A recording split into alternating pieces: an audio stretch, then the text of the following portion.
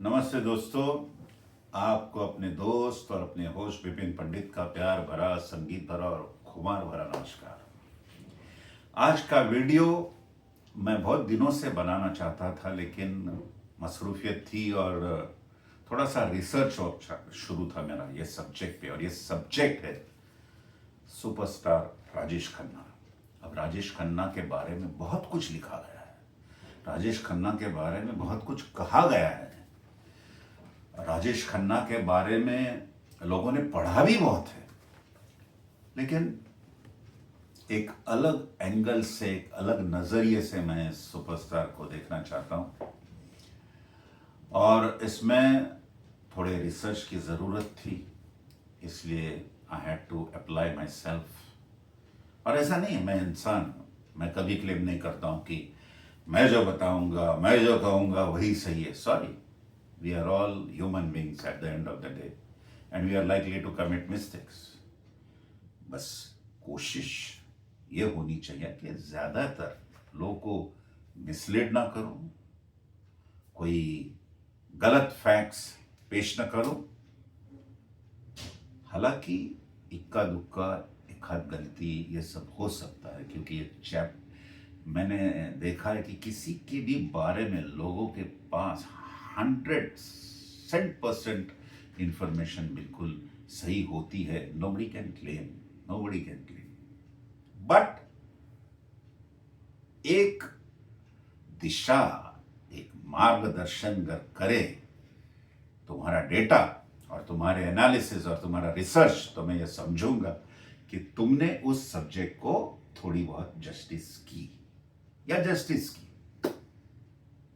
तो राजेश खन्ना एक ऐसा ही शिव धनुष्य है, क्योंकि उनका कंट्रीब्यूशन देखे फिल्म इंडस्ट्री में तो बहुत है। स्टेज आर्टिस्ट थे, आवाज में टिम्बर था, चार्मिंग थे, good looking. I won't call him handsome, because मेरे लिए हैंडसम इंसान को कहने के लिए उसे एक हाइट होनी चाहिए, उसके शोल्डर ब्रॉड होने चाहिए। मेरी नज़र में विनोद खन्ना, धर्मेंद्र, फिरोज खान, शम्मी कपूर, शशि कपूर, इन्हें मैं हैंडसम कह सकता हूँ, but Rajesh Khanna was a good looking fellow with narrow shoulders, but he was a good looking fellow, ना charming fellow। एक था बात उनमें, उनकी मुस्कान में एक बात थी। तो राजेश खन्ना की करियर में अगर दो म्यूजिक डायरेक्टर्स ने बहुत इंपॉर्टेंट रोल प्ले किया है, तो वो है R.D. बर्मन और दूसरे लक्ष्मीकांत प्यारेलाल। लिरिसिस्ट आनंद बख्शी को भी राजेश खन्ना बहुत मानते थे, क्योंकि उनका योगदान है बहुत ही बड़ा, बहुत ही भव्य योगदान है। तो मैंने सोचा, देखो, उनकी जो शुरुआत हुई राजेश खन्ना की, आखिरी खत 1966, राज, बहारों के सपने, औरत, खामोशी, इत्तेफाक, डोली, सब 66 to 69 तक पिक्चर्स थी। उसमें से डोली और इत्तेफाक अच्छी चली थी, लेकिन कुछ ऐसा लोगों ने नहीं देखा कि भैया ये आने वाले चंद सालों में बहुत ही डोमिनेट करेगा फिल्म इंडस्ट्री को। ऐसा किसी ने महसूस नहीं किया, किसी ने सोचा नहीं। वो राज फिल्म का गाना अकेले है चले आओ बड़ा मशहूर हुआ था, रफी साहब का गाना वो। तो उस वक्त थोड़ा उनको लोगों ने नोटिस किया था। इत्तेफाक में उन्होंने बहुत अच्छा काम किया था, हालांकि he never had any songs to sing in that movie. और जो कि उनकी पर्सनैलिटी, उनके कैरेक्टर, उनके किरदार से एक्चुअली अलग है, because he always was on the look out of good songs, तो वो नहीं था। लेकिन एक फिल्म आई आराधना, जिसने राजेश खन्ना को बिल्कुल, ही propelled him to be a superstar. और उनकी एक फेवरेट जर्नलिस्ट भी थी, देवयानी चौबल, जिन्होंने ये स्टार एंड स्टाइल के एडिटर, जिन्होंने ये कॉइन किया था। एक ज़माने में मैंने सुना है कि लोग उसके बहुत ही उसके गुड बुक्स में जाने की कोशिश करते थे, और उसकी बैड बुक्स में रहना यानी बिल्कुल एक मगरमच्छ से दुश्मनी मोड़ लेना, ऐसी बात थी। तो she was on good terms with Rajesh Khanna. और ये जो नाम, ये सुपरस्टार जो कॉइन किया है, उन्होंने किया है। और वाकई में राजेश खन्ना ने डोमिनेट किया। जैसे फिर बाद में तो इन सब जो आराधना आई, उसके बाद तो फिर आई दो रास्ते आई, उसके बाद बंधन आई, द ट्रेन आई, सच्चा झूठा आई, आन मिलो सजना, सफर, कटी पतंग, महबूब की मेहंदी, अंदाज, फिर आनंद, फिर आए हाथी मेरे साथी, मर्यादा, छोटी बहू, बदनाम फरिश्ते। इसमें से इक्का दुक्का, जैसे छोटी बहू, जैसे बदनाम फरिश्ते, ये सब फिल्में यानी एवरेज, बाकी की तो सुपर डुपर थी। और आप देखोगे कि ये फिल्मों में किशोर कुमार नो डाउट आराधना से मेन सिंगर बन गए, प्लेबैक सिंगर राजेश खन्ना के लिए, और वो इंसिस्ट भी करते थे उनके लिए। लेकिन इन फिल्मों में रफ़ी साहब और मुकेश साहब ने इनके लिए बहुत बेहतरीन गाने गाए, नो डाउट अबाउट इट। चलता हूँ 1972 की ओर। इसमें नो डाउट डोमिनेंस रहा, 71 में तो no doubt one side domination था। लेकिन मैं इस वक्त ये भी कहूँगा कि जिस किसी ने वो राजेश खन्ना की सुनामी और आंधी को झेला, बिल्कुल सीने पे लेकर, वो जाबाज एक्टर धर्मेंद्र है। और ऐसे नहीं, उस वक्त पूरे थ्रू आउट राजेश खन्ना को टक्कर देने वाला वो एक एक्टर था। ये जो 4-5 सालों में, बाद में तो ऑफ कोर्स अमिताभ बच्चन भी उनके साथ जुड़ गए, and there was no looking back. बात करूंगा आर.डी. बर्मन साहब के पिक्चर्स की, जो 1972 से आए। और मैं ये भी कहूंगा वो सेमी हिट थे पिक्चर। उसमें किशोर कुमार ने कितने गाने गाए थे, मेरा मकसद, और लक्ष्मीकांत प्यारेलाल का भी मैं ये कहूंगा, ये डिटेल्स दूंगा। लेकिन मेरा मकसद ये नहीं कि किसी को नीचे दिखाना है, सॉरी, मेरा ऑब्जेक्टिव क्या है मैं ये तुम्हें बताऊंगा। 1972 के बाद Shehzada semi hit R D. Burman, Kishore Kumar के 3 song. 1972 Mere Jeevan Saathi flop, R D. Burman 6 songs. I felt very bad. मैं सेकंड वीक में था या थिएटर में, मेरे साथ हार्डली कोई कपल ऑफ लोग थे, बट गाने एक से बढ़कर एक थे। इनफैक्ट मेरे लिए आर.डी. बर्मन के 5 अगर सुपर स्कोर्स होंगे तो इसमें इस फिल्म का शुमार मैं जरूर करूंगा, मेरे जीवन साथी। बाद में आई Amar Prem, super hit R D. Burman, 3 Kishore Kumar के सॉन्ग्स थे। Apna Desh hit R D. Burman, 3 songs. Raja Rani average R D. Burman, 1 song. Namak Haraam super hit R D. Burman, 4 songs. Hum Shakal flop R D. Burman, 4 songs. Aapki Kasam semi hit R D. Burman, R D. Burman के आपकी कसम में 5 सॉन्ग्स हैं किशोरदा के। फिर आई Ajnabee, R D. Burman, 4 songs, not a great super hit or something like that, an average, you can call it average. Mehbooba was a flop, R D. Burman, 3 songs. यहाँ उम्मीद थी महबूबा में, बहुत उम्मीद थी इस मूवी में। इनफैक्ट एक सीन देते हुए राजेश खन्ना, शक्ति सामंता वॉज नॉट हैप्पी। इतनी बार करवाया तो राजेश खन्ना ने फाइनली कहा शक्ति सामंता को कि मेरे से बेहतर ये शॉट कोई दे नहीं सकता है। Shakti Samant was very, very disappointed with what he said. Mahachor, average R.D. Burman, 4 songs. Bandalbaz, flop, R.D. Burman, 3 songs. Karam, again a flop, R.D. Burman, 3 songs. Chalta Purza, flop, R.D. Burman, 3 songs. Bhola Bhala, below average, R.D. Burman, 4 songs. Naukri, disaster, R D. Burman 1 song. Red rose flop, R D. Burman 4 songs. फिर वही रात, मेरे ख्याल से Danny की picture थी, मेरे ख्याल से किम थी, सेमी हिट। फिर वही रात, R D. Burman 3 songs, suspense movie. Aanchal flop, R D. Burman 4 songs. Amol Palekar ने बहुत ही बेबाक टिप्पणी दी है Rajesh Khanna as a human being पर, को स्टार पर। आप पढ़िएगा जरूर, आंचल में उन्होंने साथ में काम किया था। He never had a great experience about acting with Rajesh Khanna. दुश्मन दोस्त flop, R.डी. बर्मन 2 songs. कुदरत सेमी हिट, R.डी. बर्मन 2 songs. अशांति above average, R.डी. बर्मन 1 song.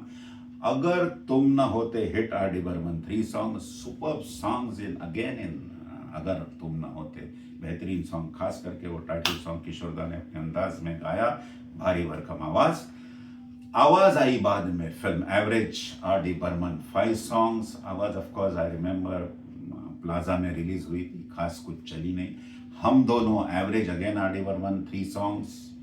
अलग अलग, फ्लॉप, राजेश खन्ना की खुद की पिक्चर है और इसमें किशोर कुमार ने फ्री गाया था वाकई में राजेश खन्ना के लिए।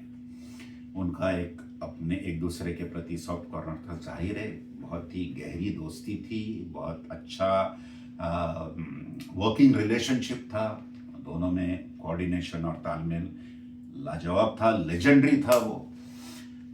फिर आई अलग अलग फ्लॉप। किशोर कुमार के 6 सॉन्ग्स थे फिल्म में। Oonche Log, flop, R D Burman, 4 songs. Awara Baap, flop, R D Burman, 4 songs.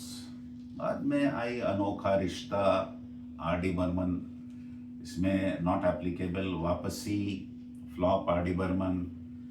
अनोखा रिश्ता भी फ्लॉप थी, लेकिन इसमें किशोरदा के गाने नहीं थे। Shatru, average, R D Burman, 1 song. Sautela Bhai, flop, R D Burman, 1 song, and this were still from 1972 to 1996. ये लेखा जोखा है 32 movies of R.D. Burman, out of which 8 were hits. I think there were around 15 flops, and Kishore Kumar had sang 96 songs. बाद में मैं इसका लेखा जोखा क्या है इसके बारे में बात करूंगा। This is not to belittle. My central character today is Rajesh Khanna, और राजेश खन्ना को जिन्होंने बनाया है, जिनका हाथ था उसमें आर डी बर्मन, किशोर कुमार का कंट्रीब्यूशन लेजेंडरी है, कोई डिनाई नहीं कर सकता है। आनंद बख्शी ऑल्सो। लेकिन इनके साथ साथ और एक म्यूजिक डायरेक्टर थे, लक्ष्मीकांत प्यारेलाल। लक्ष्मीकांत प्यारेलाल ने रफ़ी साहब को बहुत अच्छे गाने दिए, लेकिन साथ साथ किशोर कुमार से भी बेहतरीन गवाया, खूब गवाया, और बहुत ही अच्छे गाने। जैसे मैं अभी फिल्मों के नाम लूंगा, साल का भी जिक्र करूंगा, आप देखिएगा कि कितने अच्छे गाने उन्होंने दिए ये फिल्मों में। मैंने 2 रास्ते, आन मिलो सजना का जिक्र किया, हाथी मेरे साथी का किया था, लाजवाब गाने थे। अब ये देखिएगा, Daag, a poem of love, 1973, super hit, Laxmikant Pyarelal. Kishore Kumar के 3 सॉन्ग्स थे। Roti, hit, Laxmikant Pyarelal, 4 songs.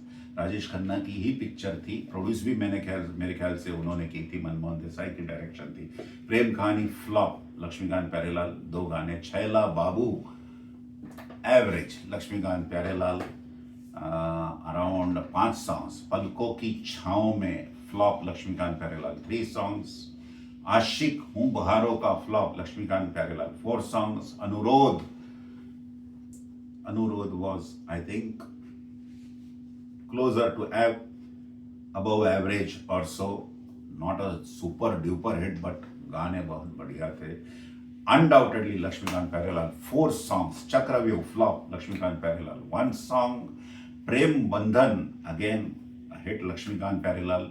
मैं तेरे प्यार में पागल, बहुत बढ़िया गाया था किशोर कुमार, डुएट सॉन्ग है। 2 song. Amardeep, above average, Laxmikant Pyarelal, 3 songs।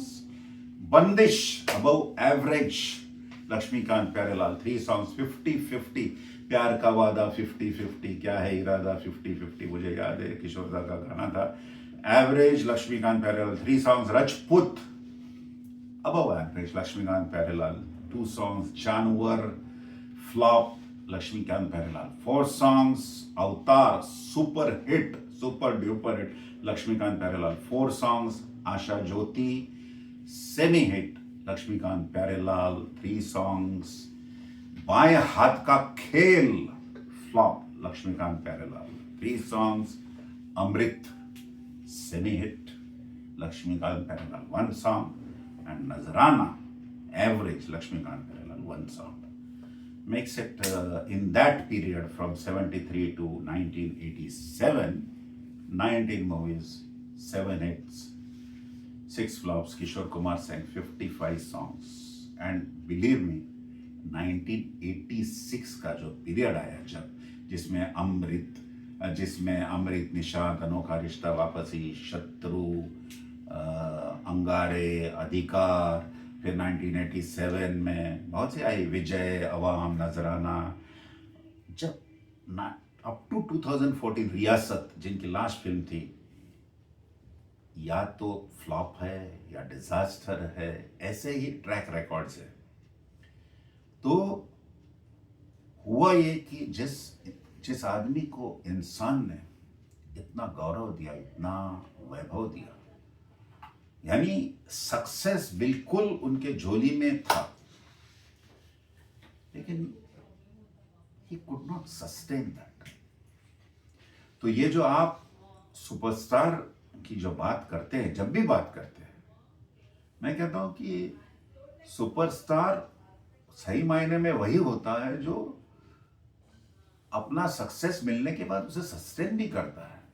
या ऐसा नहीं कि मैं 2-3 साल मैंने राज किया, 4 दिन की चांदनी, और बाद में फिर, हाँ मैं ये मानता हूं उनका जो क्रेज था, वो जो क्रेज की इंटेंसिटी थी, उसका कोई जवाब नहीं, लाजवाब। ऐसी ऐसी मिसाल शायद आप दे नहीं सकते हो फिल्म इंडस्ट्री में कि जिनकी कार को लड़कियां चूमती थी, जिनकी तस्वीर को लड़कियां शादी करती थी उनके तस्वीर से। और सबसे बड़ी बात तो हमारे विपिन हंडा साहब है दिल्ली के, उन्होंने कहा तो कि वो उन्होंने देखा है कि चाबी के झुमके वो मार रही थी राजेश खन्ना पर। That is an ultimate invitation from a lady to a hero, आप बिलीव करो। तो ऐसी पॉपुलैरिटी, ऐसा दमखम किसी कलाकार ने देखा नहीं। स्टेज आर्टिस्ट थे राजेश खन्ना, बहुत बड़े बड़े महारथियों ने उनका चयन किया था, जीपी सिप्पी, एच.एस. रवेल, ऐसे जैसे लोग थे वो जजिंग कमेटी पे। लेकिन Rajesh Khanna, I think, got carried away with his status to such an extent कि जब भी वो घर में किसी को बुलाते हैं तो कभी वक्त पे सामने नहीं आते, और कभी कभार अपना इंपॉर्टेंस जताने के लिए बहुत बहुत बड़े बड़े प्रोड्यूसर्स को बिठा के रखते थे। न जाने क्या उनको आनंद मिलता था। एक बार तो गुलजार साहब को भी बिठाया, गुलजार साहब ने मेरे ख्याल से बाद में उनके साथ काम नहीं किया। उनका दरबार लगता था, चमचे भी बहुत थे, फ्री खिलाई पिलाई होती थी, तो बड़बोले भी आ गए, साइको फंड्स आ गए उनकी झूठी तारीफ करने के लिए। लेकिन जो एक्टिंग मैंने देखी, मैंने राजेश खन्ना की, उसके पास एक स्माइल थी, राजेश खन्ना के पास एक चार्म था। मैंने कहा कि मैं गुड लुकिंग कहूँगा, हैंडसम तो नहीं कहूँगा, good looking character, very good looking actor. लेकिन उनमें एक मैनरिज्म्स जो उनके छा गए थे, जिसके बदौलत उन्होंने राज किया फिल्म इंडस्ट्री में, फिर वही मैनरिज्म्स उनके दुश्मन बन गए। वही mannerisms started going against him.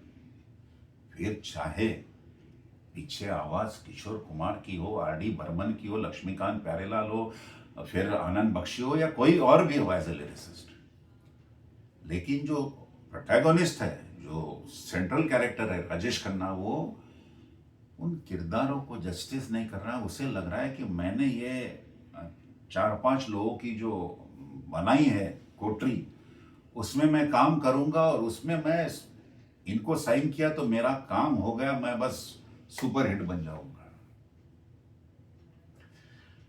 Rajesh Khanna की हेयर स्टाइल फेमस हो गई थी, कुछ अलग ही तरह से वो अपनी हेयर स्टाइल करते थे। फिर ये जो गुरु शर्ट है, वैसे गुरु शर्ट पहनते थे, ये पॉपुलर किया उन्होंने। पहले भी पहनते होंगे लोग, लेकिन राजेश खन्ना ने उसे पॉपुलर किया, नो डाउट अबाउट इट। जब से वो पहनने लगे, सब लोग पहनने लगे। और खास बात मैं राजेश खन्ना की प्लस पॉइंट ये कहूंगा कि उन्होंने किसी एक्टर को इमिटेट नहीं किया है, वो अपनी स्टाइल लेकर आए। ये बहुत बड़ी बात है एक एक्टर को कि आई मीन उसकी जो हम ग्राफ जब स्टडी करते हैं तो उसमें उसकी खूबियाँ, उसके ट्रेड्स, उसके एट्रीब्यूट्स क्या है, तो उसमें अगर ये कहूँ मैं किसी एक्टर के लिए कि वो किसी को कॉपी नहीं करता, तो ये बहुत बड़ी बात है। उनकी अपनी एक स्टाइल थी, और गाने के सीक्वेंस खास करके वो बेहतरीन अंदाज में उसे फॉरवर्ड करते थे, उसे आगे ले जाते थे। ये जो मोहब्बत है, या चिंगारी कोई भड़के, या कुछ तो लोग कहेंगे, या फिर दिए जलते हैं, ये सब गाने जो वो जो फिल्मों में जो पिक्चराइजेशन होता था, वो जो he used to enact songs very well, that I can definitely say about it। और इत्तेफाक में उन्होंने एक्सपेरिमेंट भी किया था, गाने भी नहीं लिए, बस एक्टिंग की थी। लेकिन एक हद तक ये सब ये दर्शाता था कि इनका समय रहने वाला है, he will dominate like nobody else, ये फैक्ट है। लेकिन ये शॉर्ट टर्म रहेगा। मैं राजेश खन्ना का शुमार इस लीग में नहीं करूंगा जहां दिलीप कुमार, अशोक कुमार, बलराज साहनी, अमिताभ बच्चन, संजीव कुमार, नसीरुद्दीन शाह, शहीद ओम पुरी, या कुछ हद तक ऐसे जो कलाकार हैं, ये जो बसते हैं, ये कैटेगरी में मेरे लिए राजेश खन्ना नहीं बसते। और हद तो तब हो गई जब एक इंटरव्यू में मैंने सुना कि उनको पूछा कि आप अगले जन्म में राजेश खन्ना होंगे तो फिर कोई बदलाव करोगे आप अपनी पर्सनैलिटी में? उन्होंने कहा कुछ नहीं करूंगा, मैं वैसे ही करूंगा जैसे मैंने इस जन्म में किया है। ये किस हद तक फेयर है, ये किस हद तक एक सक्सेस स्टोरी बयां करती है। आपने सचिन तेंदुलकर, हम कहते हैं, लोग कहते हैं गॉड ऑफ क्रिकेट, मेरे ख्याल से कोई इंसान गॉड नहीं होता है, बट गॉड के बाद अगर कोई इंसान होता है, सचिन का जो कंडक्ट था, जो उसका प्रोफेशनलिज्म था, वही प्रोफेशनलिज्म, वही मेहनत अमिताभ बच्चन में दिखाई देती है। वाह, मेरे ख्याल से अमिताभ बच्चन ने बहुत जल्दी सीख लिया होगा कि राजेश खन्ना से क्या लेना चाहिए और क्या नहीं लेना चाहिए। स्टारडम, सुपर स्टारडम तो उन्होंने लिया, लेकिन यह भी सीखा कि लोगों को बिठा के रखना, लेट आना सेट पर, और एक्टिंग में भी बदलाव लाना, how to reinvent and how to present yourself in a different way in various movies. फिर आए पा देखो, चीनी कम देखो, रन देखो, बदला देखो, पिंक देखो, क्या खुद को प्रेजेंट किया at a later age. Rajesh Khanna के लिए नहीं, सारी इंडस्ट्री के लिए यह मिसाल है। फ्रैंकली वो युग था, डोमिनेट किया 3 साल, no doubt about it. Nobody has dominated it, you have to accept. सच्चाई जो है एक्सेप्ट करते हैं। मैंने ये आर.डी. बर्मन की फिल्में गिनवाई, मैंने लक्ष्मीकांत प्यारेलाल की फिल्में गिनवाई, मैंने ये लेखा जोखा दिया कि हिट क्या है, फ्लॉप क्या है। किशोर कुमार जो उनके मेन सिंगर थे, भले उन्होंने गाया, बट क्या मैं ये कंक्लूड करूं कि आर.डी. बर्मन, लक्ष्मीकांत प्यारेलाल, आनंद बख्शी ने मिलके अच्छा नहीं किया होगा, या किशोर कुमार ने नहीं अच्छा गाया? मैं ये नहीं कह रहा हूं। जब सामने जिसके लिए जो टीम बनी है वो अपने आप को रीइन्वेंट नहीं कर रहा है, तो नतीजा तो यही होना।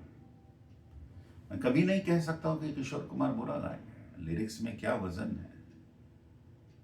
एक आदमी का क्या है कि एक फॉर्मूला बनता है and then he takes success for granted.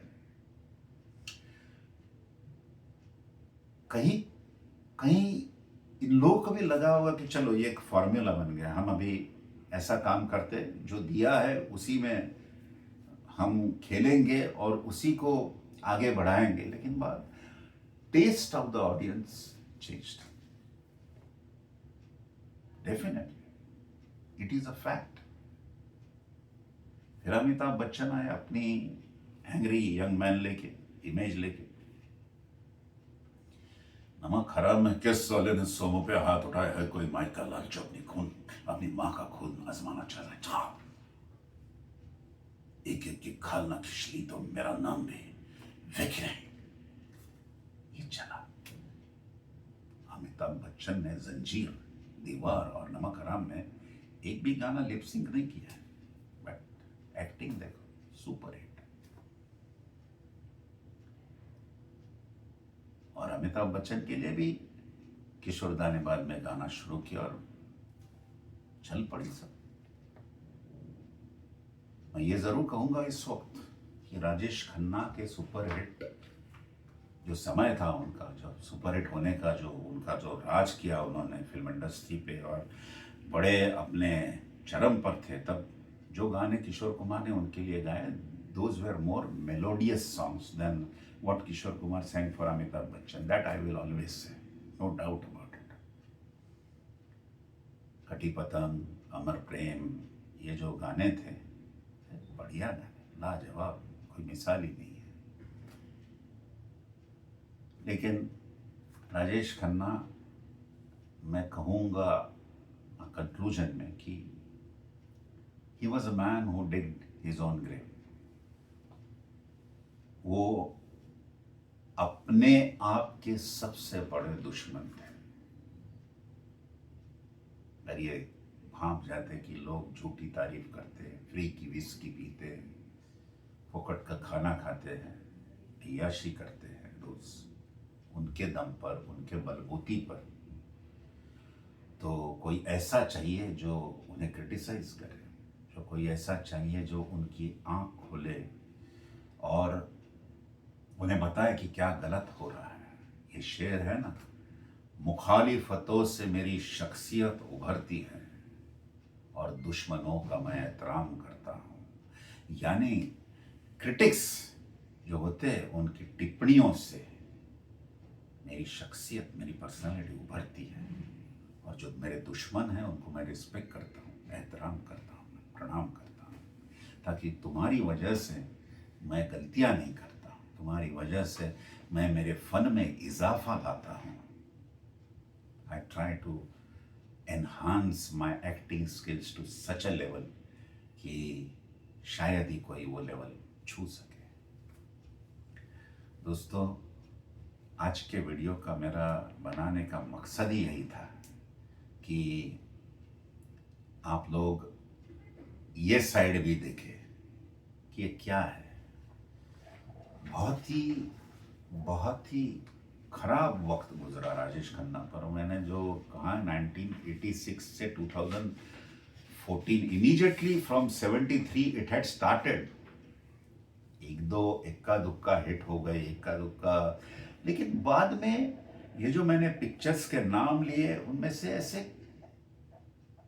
कौन से गाने हैं जो कहा ना कि I'll stand up and say wow, I'll take a notice of it. नहीं, ऐसा हुआ नहीं।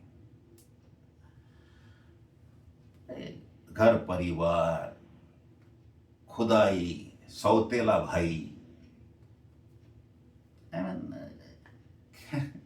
प्यार जिंदगी है, वफा, हेलो, ये सब बातें, ये सब फिल्में कहाँ चली। आई थिंक मैं राजेश खन्ना को जब भी याद करूंगा तो 3 साल के लिए याद करूंगा जब उन्होंने राज किया। आई ओनली विश की more discipline, more determination, more commitment towards his profession, more commitment towards time, respect for his colleagues and respect for his producers, directors, seniors. Rajesh Khanna को, या लाइफस्टाइल चेंज, राजेश खन्ना को एक बहुत ही अलग लेवल पर शायद ले जाते। ऑफ कोर्स एक्टिंग की जहाँ तक बात है वो लिमिटेशंस वो रहेंगी वो, लेकिन कोई अच्छा मिलता उन्हें डायरेक्टर, कोई उन पे काम करता, रीइन्वेंट करवाता तो बहुत अच्छा था। लेकिन खैर ऐसा होना था। बट फिल्म इंडस्ट्री में उनका कंट्रीब्यूशन है, अच्छा कंट्रीब्यूशन है, गजब का कंट्रीब्यूशन है, और अपने ज़माने में उन्होंने राज किया, रूल किया, ये बात बिल्कुल अपनी जगह सही है।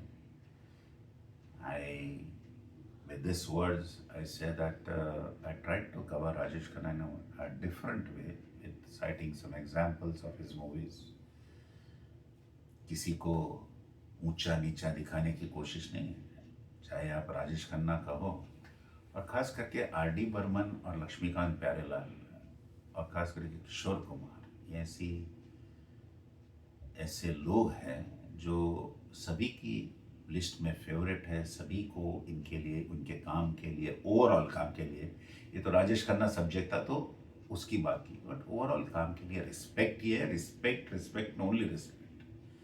But this is what happened, जो प्रोटैगनिस्ट है, जो मेन भी हीरो है, उससे कुछ गलतियां होती रहती हैं, और आदमी को री इन्वेंट करना ही चाहिए, ज़रूरी है इन एवरीबॉडीज लाइफ।